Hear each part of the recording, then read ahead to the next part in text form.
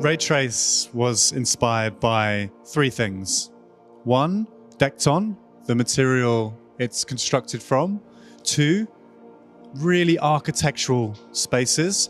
And three, ambience. We're in Salone, and Salone is crazy, and Milan is crazy. In Raytrace, it's calm, and it's reflective. And for me, it's really about a space that is about atmosphere. So how do you design emotion?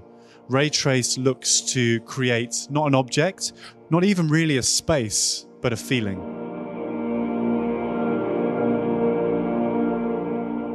So we worked with Cosentino and the material Dekton. And Dekton is made in huge slabs, 3 meters by 1.5 meter, high compact material. And it's huge. When you go to the factory as a designer, you're surprised and inspired by the scale of it. So Raytrace looks at trying to use that scale and use the slabs to create 2 huge slabs to tell a story about how this material can be made in huge sizes for architecture, not just surfaces.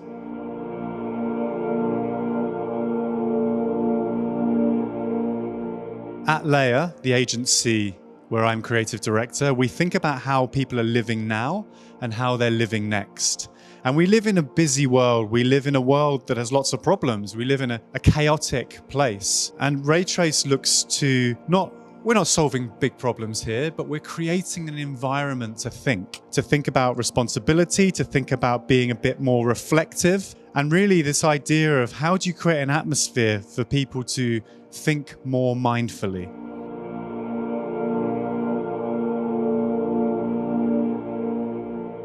So Cosentino approached us about 6 months ago to talk about how people could experience their materials in a new way.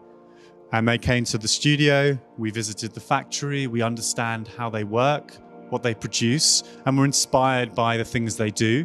And collaboratively together, we started thinking about how do you create a moment, an experience, which makes people think and stop and consider their materials in a new way.